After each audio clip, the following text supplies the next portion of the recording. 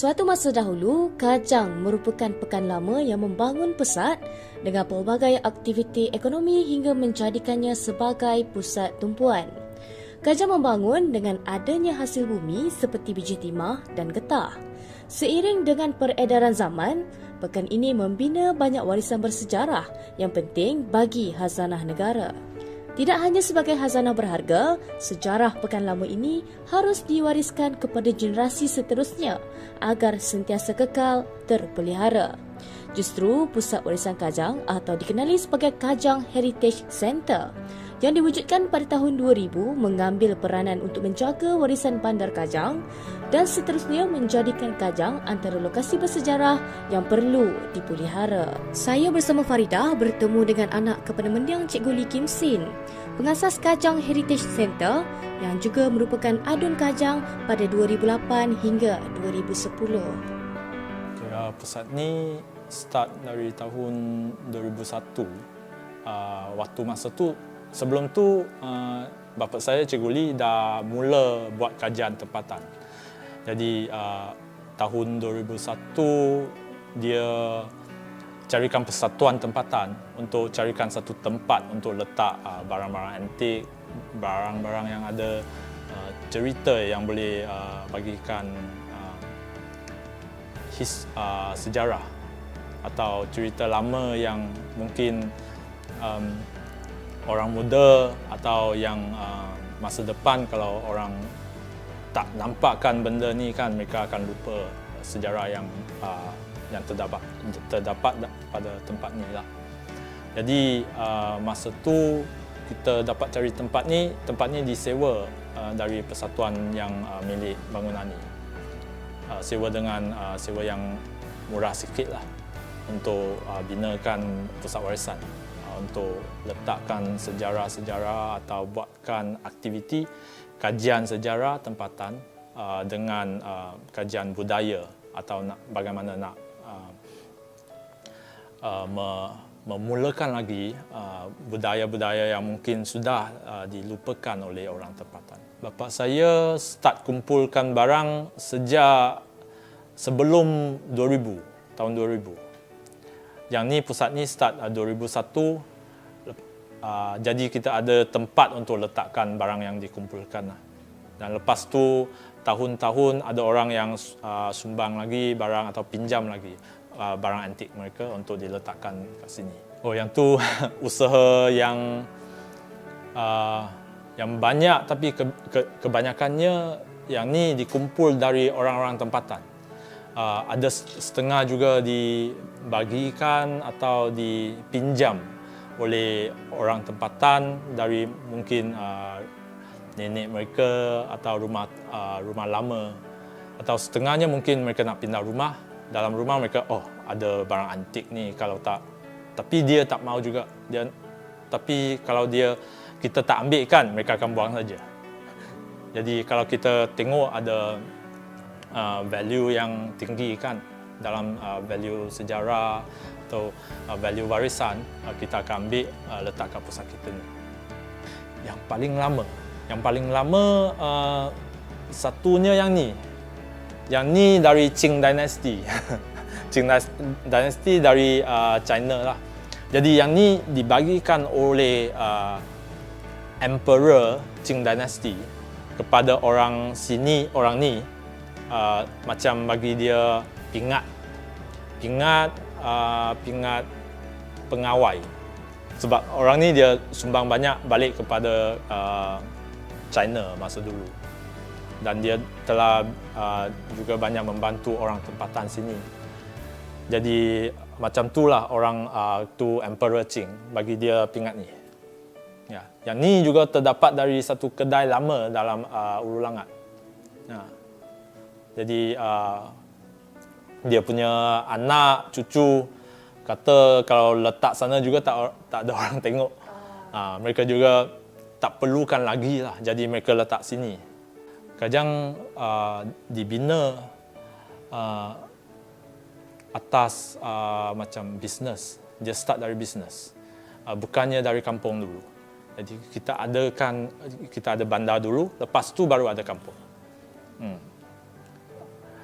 mula-mula dulu dalam bandar kebanyakan orang bisnes orang Melayu. Tapi lepas kita ada orang British yang masuk kan, lepas tu kita ada tanaman getah, rubber estate semua.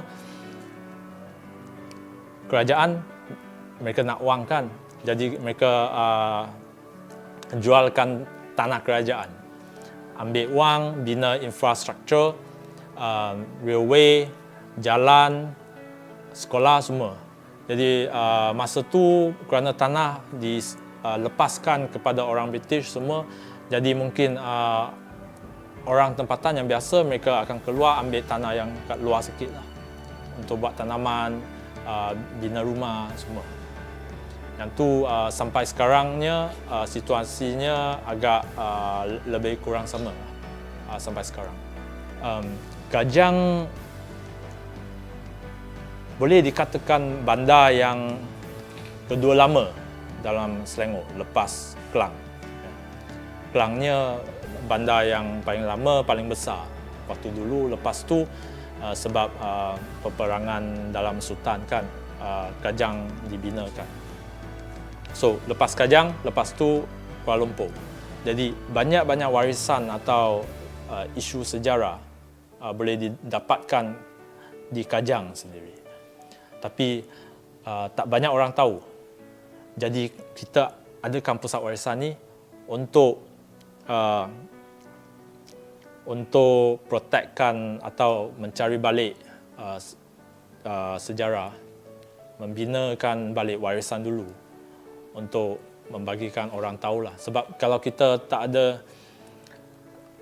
kalau kita tak tahukan sejarah kita sendiri, susah untuk kita tahu untuk macam mana kita nak bina masa depan kita. Bukan perkara yang mudah untuk memelihara warisan bersejarah jika tiada campur tangan daripada organisasi yang prihatin terhadap khazanah negara. Menurut Liteng, tanpa tempat yang menjadi pusat pengumpulan barangan bersejarah, segala aktiviti berkaitan pengumpulan sumber maklumat tidak mungkin dapat direalisasikan. Ini kerana akan timbul pelbagai masalah, antaranya kekurangan daripada segi sumber tenaga manusia dan juga kewangan. Jika usaha ini tidak dibantu, kita mungkin akan kehilangan warisan bersejarah yang sepatutnya dipelihara. Justru dengan usaha yang dibuat oleh Kajang Heritage Centre, segala barangan bersejarah boleh dikumpulkan oleh penduduk tidak mengira komuniti kecil atau besar. Sekaligus ini dapat membantu mengekalkan warisan sejarah yang dimiliki bandar Kajang ini. Sekarang dapat tengoklah tempat kita dah tak cukup untuk letak barang-barang, nak buat tak cukup untuk letak buku kajian. Jadi kita sekarang tengah cari tempat yang lebih besar untuk bolehkan kita letak semua ni. Selain dari letak buku kajian dengan barang antik atau barang warisan, kita juga kalau ada ruang yang lebih besar, kita boleh buatkan aktiviti komuniti yang lebih banyak. Ya, tempatnya satu isu, ruangnya.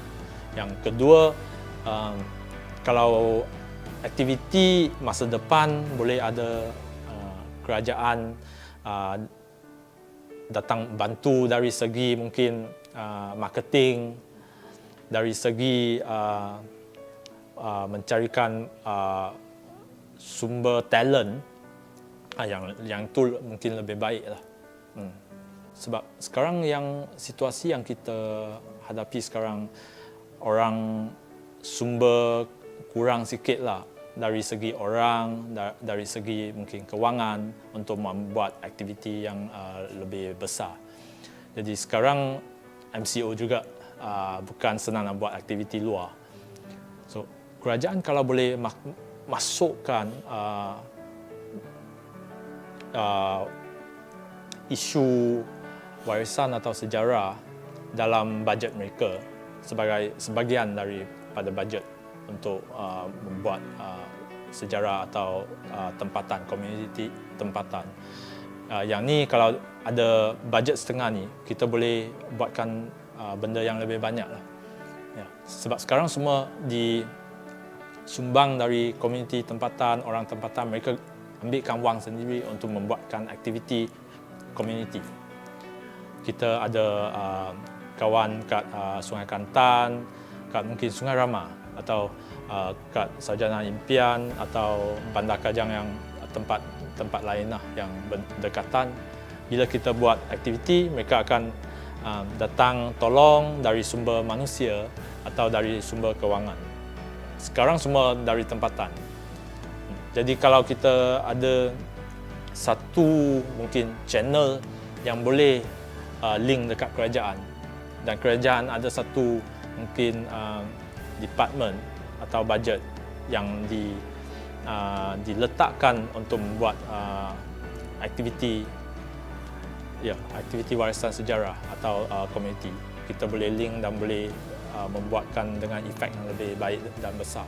Sekarang sebab saya baru saja take over, belum lagi. Tapi dulu macam ada. Kita ada propose dekat Selangor Tourism ke kerajaan negeri. Tapi sekarang belum lagi. Lepas saya take over, sekarang masih dalam gabungkan tim orang untuk membuatkan aktiviti masa depan.